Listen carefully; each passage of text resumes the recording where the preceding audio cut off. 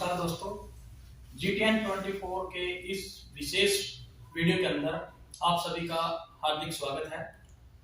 आज हम आपको रूबरू करवाने जा रहे हैं विधानसभा कुंडली के बहुचर्चित चेहरे और किंग मेकर भाई राजू ढुल पाई जी से, जिन्होंने पिछले कुछ समय के अंदर अपना मुकाम एक भविष्यवादी विधानसभा के प्रत्याशी के रूप में और आने वाले विधायक के रूप में अपना एक चेहरा पुंडरी विधानसभा के अंदर स्थापित कर दिया है। अब इन्हें पुंडरी में एक किंग मेकर के रूप में जाना जाता है, क्योंकि इनके द्वारा, इनके प्रयत्नों के द्वारा पुंडरी विधानसभा के साथ साथ कैथल जिला भी चंडीगढ़ पहुंच गया है। क्योंकि इनके प्रयासों के द्वारा जो इन्होंने भूमिका निभाई है विपक्ष की और बहुत ही सराहनीय कार्य किए हैं, हर सुख दुख में व्यक्ति के साथ घुल मिलकर रहने की दशा इनकी अच्छी बहुत बढ़िया है। दूसरा ये है कि जहां भी ये जाते हैं वहां पर अपनी एक छवि छोड़कर आते हैं। उसी छवि के कारण इन्हें किंग मेकर की भूमिका दी गई है।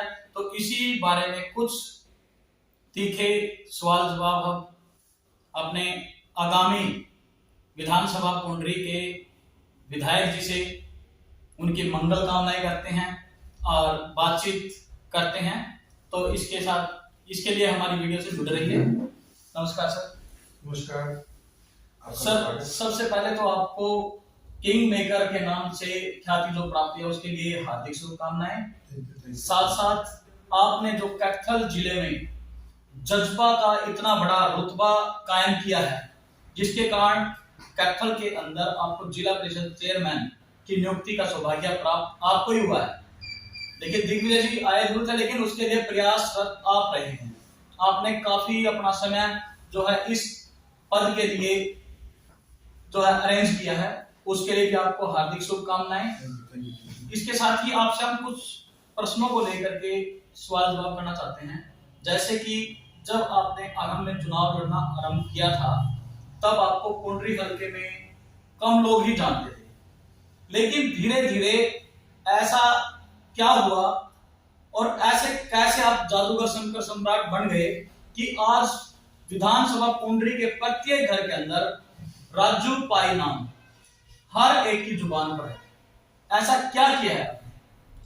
देखिए दिनेश जी, सबसे पहले तो मेरी आपको शुभकामनाएं। आपने लोगों की आवाज को उठाने के लिए जो एक नई मुहिम पत्रकारिता के माध्यम से शुरू की है, मेरी बेस्ट विशेष शुभकामनाएं आपके चैनल्स के, आपके दर्शकों को, सबको। और दिनेश जी देखिए, जब मैंने विधानसभा का चुनाव लड़ा 2019 के अंदर, उस वक्त मैं भी नया व्यक्ति था, पार्टी भी नहीं थी, तो लोगों से वो जुड़ाव 20 दिन का चुनाव था, नहीं हो पाया था। मैं लोगों के लिए क्या कर सकता हूँ, मैं मेरी क्या प्रायोरिटी है, मेरे दिल के अंदर क्या संकल्प है, मैं लोगों तक नहीं पहुंचा पाया। उसका रीजन बहुत बड़ा ये था कि लोग ऑलरेडी चुनाव के अंदर किसी न किसी व्यक्ति से जुड़े हुए थे। कोई किसी व्यक्ति से जुड़ा था, कोई किसी दल के नेता से जुड़ा था, कोई किसी दल के नेता से जुड़ा था। तो चुनाव के दौरान अपनी बात ना कह पाना और वो कनेक्टिविटी ना होना, तो वो रीजन था कि जिसकी वजह से मैं ज्यादा लोगों के बीच में नहीं पहुंच पाया। लेकिन चुनाव के बाद सरकार आई, तो फिर कहीं ना कहीं ये दिमाग में था कि पुंडरी हल्के की राजनीति करनी है, तो लोगों के बीच में रहना है, तो युवाओं से ज्यादा ज्यादा संपर्क करना है, बुजुर्गों का आशीर्वाद लेना है, माताओं बहनों का आशीर्वाद लेना है। तो उसी मुहिम को शुरू करते हुए तो यहाँ पुंडरी के जो लोग हैं, जो नेता थे, उनके दिमाग में सिर्फ एक ही चीज रहती है कि भाई हम पुंडरी के चुनाव को जातिगत चुनाव बनाएं। एक बार एक जाति विशेष का दूसरी जाति को गाली देकर विधायक बनता है, दूसरा दूसरों गाली देकर विधायक बनता है। उनको लोगों के जो उम्मीदें हैं, काम है, उनसे कुछ सरोकार नहीं होता था।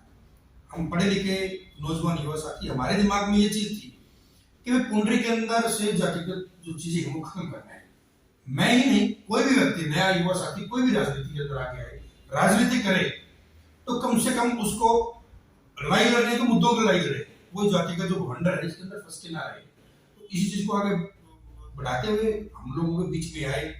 तो हमने तो, मैं वैसे व्यक्ति था जहां पर जिसने ये मुहिम शुरू की कि यहाँ लोगों की जन समस्याएं आप देखते हैं। मैं जनता दरबार लगाता हूँ, हर हफ्ते के अंदर मैं लोगों से मिलता हूँ, उनके काम करवाने का प्रयास करता हूँ, कोई दूषण जी के माध्यम से, कोई प्रशासन के माध्यम से, तो लोगों को एक ऑप्शन मिल गया। चुनाव के बाद व्यक्ति तो सिर्फ गोलू साहब जीते, लेकिन जो अदर 5-6 व्यक्ति चुनाव लड़ने वाले थे वो सभी चुपचाप हो गए। उन्होंने जो लोगों को कितनी परेशानियों को मुद्दे उठाने वाला नहीं है। तो हमने उस चीज को पकड़ा कि जब तक आप लोगों के बीच में नहीं जाओगे, लोगों की आवाज नहीं बनोगे, तो फिर आप आगे नहीं बढ़ सकते। तो जो किसी राजनीतिक व्यक्ति ने गलत काम किया, हमने उनके गलत कामों को एक्सपोज किया लोगों के सामने और खुद को लोगों के सामने इस तरीके से पेश किया कि आपका कोई भी काम है हम करवाने के लिए तैयार है, आप हमारे साथ जुड़िए, हमारे साथ आए, लोगों से मिलनसार छवि बनाई, लोगों के जो भी काम है मौके पे करने की कोशिश करते हैं। सारे काम नहीं होने होते हैं अभी तक, जब तक इंसान के पास कलम की पावर ना हो, तो फाइल तो कलम पावर होती है, तब तक व्यक्ति प्रयास कर सकता है। लोगों को ये एहसास करवाया कि ये व्यक्ति ना डरता ना दबता और बुलंद तरीके से हमारे मुद्दों को उठाता है। और दिनेश भाई, मैं आपको बताऊं, आप किसी से पूछ लेना, जो व्यक्ति भी मेरे से मिलने के लिए आते हैं, मेरे से काम करवाने के लिए आते हैं, मैं किसी से ये नहीं पूछता कि भाई आपकी जाति क्या है, आपका गांव कौन सा है, आपने किसको वोट दिए थे, आप किससे जुड़े हुए थे। मैं तो लोगों को ये कहता हूँ कि आप काम करवाएं जी, आप मत का अधिकार आपका है, आपका दिल करे, आपको ये लगे कि भाई लड़के के अंदर दम है, लड़का काम कर सकता है, लड़का आगे हमारी आवाज को उठा सकता है, तो हमसे जुड़ जाना। अगर आपको ये लगता है कि ये जो उम्मीदें हम करते हैं उस पर खरा नहीं उतरता, ना जुड़ना। तो मैं हर काम एक रिश्ता बनाने के लिए करता हूँ, लोगों से जुड़ाव के लिए करता हूँ। मैं उसका राजनीतिक हानि क्या है, लाभ क्या है, मैं इसी में नहीं जाता। तो यही रीजन है दिनेश भाई कि आज मैं पिछले 3.5 साल से जो और नेता है, आपने देखा है यहाँ जो मंत्री रहे हैं, चुनाव लड़े हैं, कौशिक साहब हैं, सुनील भाणा जी हैं, या नरेंद्र शर्मा जी हैं, या कोई बीजेपी का लीडर है, कोई व्यक्ति लोगों के बीच में नहीं है। तो लोगों को एक एहसास इस बात का हुआ कि भी सत्ता के खिलाफ अगर कोई व्यक्ति सत्ता के अंदर होते हुए भी हमारे साथ खड़ा है, हमारी आवाज को बुलंद कर रहा है कि हमें कोई काम है, तो हमारे कोई प्रशासनिक काम है, कोई टेलीफोन करना है, कोई थाने में, कोई तहसील में, या कोई और प्रशासनिक काम करना, तो वे व्यक्ति हमारे बीच में अवेलेबल है और ठोके काम भी करता है। तो लोगों का ऑटोमेटिक जुड़ाव हमारी तरफ होता जा रहा है और लोग मिल भी रहे हैं। बहुत से युवा साथी बुजुर्ग ये है कि भाई हाँ, हम राजू भाई से मिले, हमें अच्छा लगता है। और मेरा पूरा प्रयास ये रहता है कि भाई अहम और वहम को छोड़कर लोगों के बीच में रहें, लोगों के काम करने का प्रयास करें। सर, ऐसा क्या हुआ है कि आपका जैसे बैनर वगैरह पे देखते हैं हम, तो आपका नाम उसमें लिखा होता है राजू पाई, लेकिन पुंडरी विधानसभा के अंदर अगर हम कहीं भी जाते हैं और आपके बारे में कोई चर्चा छिड़ती है, तो वो राजू पाई ना होकर राजू भाई कैसे बन जाता है? यानी कि आपको पाई से उन्होंने विधानसभा का बेटा कैसे बना दिया? देखिए दिनेश भाई, चुनाव के दौरान भी मुझे तो बाद में पता चला कि चुनाव के दौरान भी बहुत से मेरे साथियों ने, बुजुर्गों ने, माताओं ने एक स्लोगन बनाया था मेरा कि ताऊ बोला ताईत है, वोट राजू पाई है। तो एक ऐसा स्लोगन, वो प्यार ने लोगों के दिल के अंदर से निकला। तो मेरे युवा साथी हैं, मैं युवा हूँ, युवाओं से मिलकर अब जो एज गैप है, आने वाला समय में आप देखिए पंचायत के अंदर आज के में 90% से ज्यादा लोग युवा चुन के आए हुए हैं। चाहे कोई पंच है, चाहे कोई सरपंच है, चाहे कोई ब्लॉक समिति है, कोई जिला परिषद है, और चेयरमैन भी नए नए युवा साथी बने हैं। तो कहीं ना कहीं युवाओं का दौर है। तो हमारे बुजुर्ग हैं, उनसे आशीर्वाद लेकर युवा आगे बढ़ रहे हैं। तो लोगों को ये लग रहा है कि युवा चेहरा जो जातिगत चीजों से बाहर है और काम करने की जिसके अंदर लालसा है, तो वो उनसे मेरी अटैचमेंट, मेरा प्यार बढ़ता जा रहा है। तो अब ये मेरी सम्मानित हल्के की जनता है, वो मेरे को भाई बनाए, अपना बेटा बनाकर आगे बढ़ाए, अपना सुख दुख का साथी आगे बनाकर बढ़ाए। तो मैं तो हमेशा साथियों की बात कहता हूँ कि ना मैं कोई नेता, ना कोई कार्यकर्ता। जब व्यक्ति के बीच नेता और कार्यकर्ता की बात है तो कहीं ना कहीं गैप आ जाता है। तो मैं तो सबको अपना परिवार सदस्य मानकर ये मानता हूँ कि पुंडरी के जो लोग हैं या जो मेरे साथी हैं, उन्होंने मेरे परिवार में से आगे बढ़ा रखा है कि भाई आप आगे चलें और मुद्दे उठाएं। तो मैं उसी चीज पे आगे बढ़ रहा हूँ।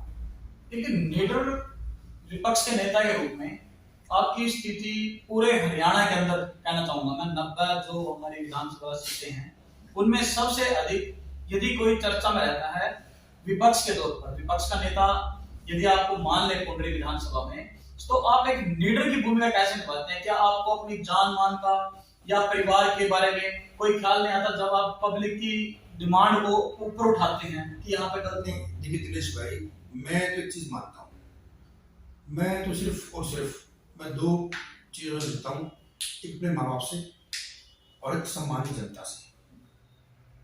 माँ बाप जिन्होंने मेरे को आगे बढ़ाया, पाला पोसा बड़ा किया, या तो उनसे मुझे डर लगे, या फिर मैं राजनीति करता हूँ तो फिर मेरे हल्के के लोग मेरे से नाराज हो जाएं, जिनके दम पर राजनीति करता है, मैं उनसे डरता हूँ। किसी और व्यक्ति से डरना का तो सवाल पैदा नहीं होता, और अगर डरेंगे तो फिर जो लोगों के मुद्दे हैं उनको नहीं उठा पाएंगे। तो मैं तो बिल्कुल बेबाक तरीके से, मेरे को इन चीज़ों से परवाह नहीं करता। मैं तो अकेला ही चलता हूँ गाड़ी में। आपने देखा है कि मैं और मेरा साथी होता है, तो डरने वाली, अब डर के व्यक्ति घर बैठ जाए तो उससे दूसरे इंसान कोई नहीं होता। आप लोगों के बीच में रहें, लोगों की आवाज़ उठाएं और निडर तरीके से उठाएं। जनता आशीर्वाद देती, प्यार देती है।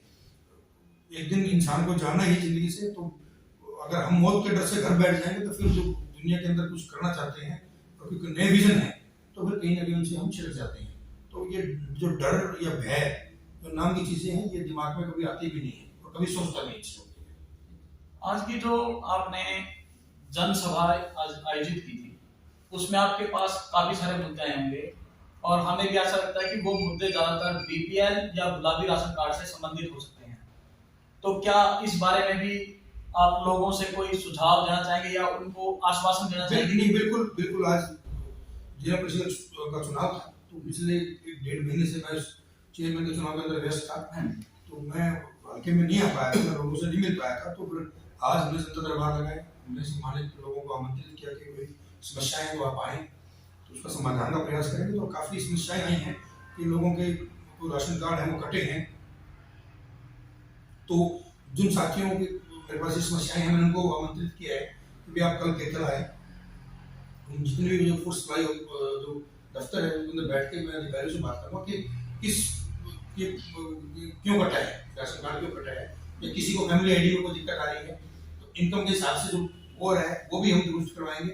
तो जो जनमानस की जो छोटी जो समस्याएं हैं, तो आज उनको सुना है, उनको नोट भी किया है। और जो जिन लोगों का ये लगता है कि यहाँ से काम हो सकता है, यहाँ से अधिकारियों को फोन किया है, जिसको ये लगता है कि अधिकारी को फोन नहीं उठा पाया तो आप छुट्टी दी, तो अब कल उनको मैंने कैथल आमंत्रित किया, काम कैथल आए, तो आपके साथ जाकर मैं उनकी समस्याओं का समाधान करने का प्रयास करूंगा। सर, एक सवाल हो रहा है कि आपकी सरकार इस समय हरियाणा के अंदर है, डबल इंजन सरकार हो भले वो, और उस सरकार के अंदर आपके पास पंचायत विभाग है। पंचायती विभाग में आज सभी सरपंच जो है वो हड़ताल पर बैठे हुए हैं, या उनमें सरकार के प्रति कुछ रोष है, या कुछ सरकार के सामने उन्होंने मांग रखी हुई है। इस बारे में भी आप कुछ प्रकाश डालना चाहेंगे? बिल्कुल, मैं तो इस बात को कहता हूँ कि मैं सरपंच जो है वो एक अहम कड़ी होती है सरकार और आम जनमानस के बीच। जब सरकार ग्रांट देती है, तो कोई फंड्स भेजती है, तो सरपंच को लगाने होते हैं। तो आज जो सरपंच इस चीज के लिए संघर्ष कर रहे हैं कि भाई जो उनकी पावर है, जो उनके काम करवाने की पावर है, फाइनेंशियल पावर है, उसको 2 लाख तक का किया गया है। उसके बाद टेंडर प्रक्रिया शुरू होगी। तो मुझे कहीं ना कहीं मुझे लगता है कि टेंडर प्रक्रिया बड़ा लंबा प्रोसेस है। तो जैसे हम जैसे लोग भी हैं, हमारे पास आज मेरे पास इतने लोग मिलने के लिए आए, तो किसी की गली की समस्या है, कोई नाली की समस्या है, किसी को खेत का रास्ता बनवाना है, तो हम तो सरपंच को कह सकते हैं कि जी ये व्यक्ति आएंगे, आप इनकी देखना साझा काम है और आप ये गली घुमा देना।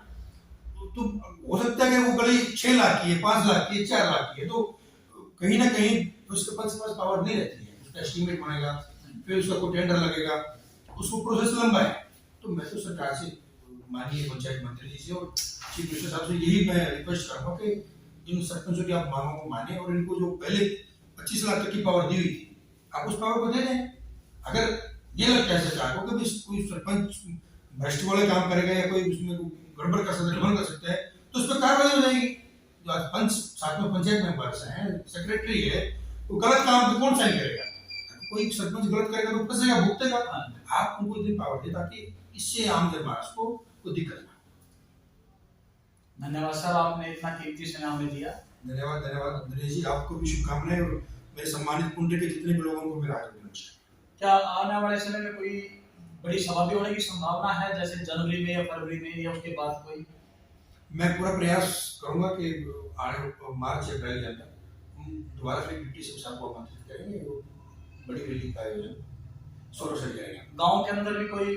हाँ, गांव के अंदर मैं अभी थोड़ी सर्दियां हैं, तो मैं मेरी कोशिश है कि 15 फरवरी के बाद मैं एक हर घर दस्तक मैं ये कार्यक्रम शुरू करने वाला हूँ, ताकि मैं हर घर तक जाऊँ, हर गांव को मैं डोर टू डोर हर पर्सनली जाके एक दिन पूरा हम गांव के अंदर रहेंगे, वहीं बिताएंगे, वहीं रहेंगे। और हर जनमानस से मेरी ये है कि भाई हर युवा से, हर बुजुर्ग से, हर माता बहन से, सबसे मैं अपना सीधी कनेक्टिविटी को हर घर में दस्तक दे सकूँ, ताकि जो लोग जिनसे मेरा संपर्क नहीं हो पाया तो उनसे मैं संपर्क कर पाऊँ। तो एक मुहिम मैं शुरू करने वाला हूँ। बहुत धन्यवाद और आपको आने वाले भविष्य की भी शुभकामनाएं सर। धन्यवाद। इसी के साथ दर्शकों, आज हमारे साथ थे बहुत ही चर्चित चेहरे, और ये कहते हैं ना कि कम उम्र में भाई अनुभवी होना, तो अनुभव तो आपको हमारी इस जो बाइट ली गई है छोटी सी वीडियो के अंदर, उससे पता लगेगा कि अनुभव के कितने धनी हैं ये और कैसे मिलनसार हैं।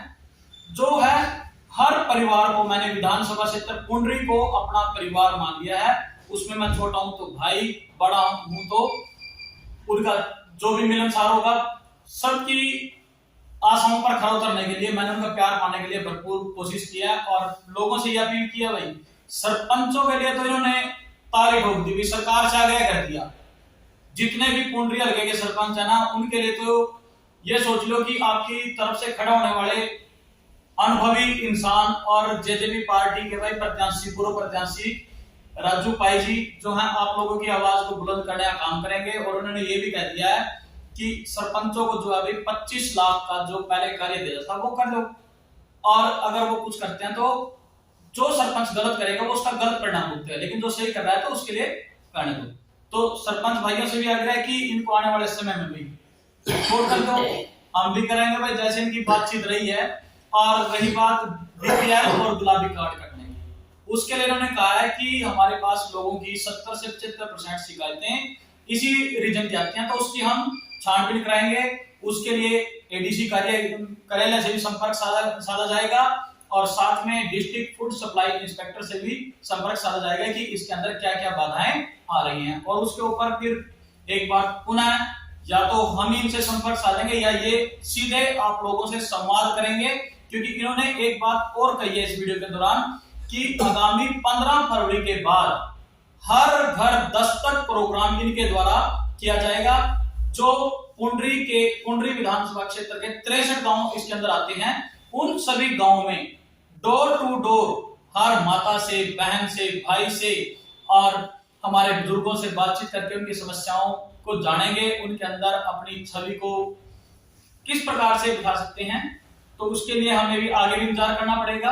और बेबाक, निडर और विधानसभा पुंडरी के सेवादार नेता नहीं है ये कहते हैं कि नेता शब्द नहीं है मेरे लिए, मैं सेवा के लिए आया हूं, सेवा ही करूंगा, भले ही वो सेवा मुझे किसी भी मुकाम पर पहुंचा दे, उसके बाद भी मैं सेवादार ही रहूंगा। तो मित्रों, यदि आपको भी हमारे आगामी विधायक राजू पाई जी से कोई सवाल हो या कोई भी हो, उसके लिए भी एक हेल्पलाइन बनाएंगे अपने दफ्तर के अंदर। जब इनके दफ्तर का उद्घाटन होगा, है जनसभा लगाते हैं, लेकिन ये इलेक्शन के लिए एक अलग से अपनी एक हेल्पलाइन नंबर आप लोगों को देंगे, ताकि आप उस हेल्पलाइन नंबर पर अपनी हर समस्याओं का समाधान तत्काल प्रभाव से प्राप्त कर सकें। आगे की बाइट के लिए हमारे इस चैनल से जुड़े रहिए और इसे सब्सक्राइब जरूर कीजिए। धन्यवाद। जय हिंद, जय हरियाणा।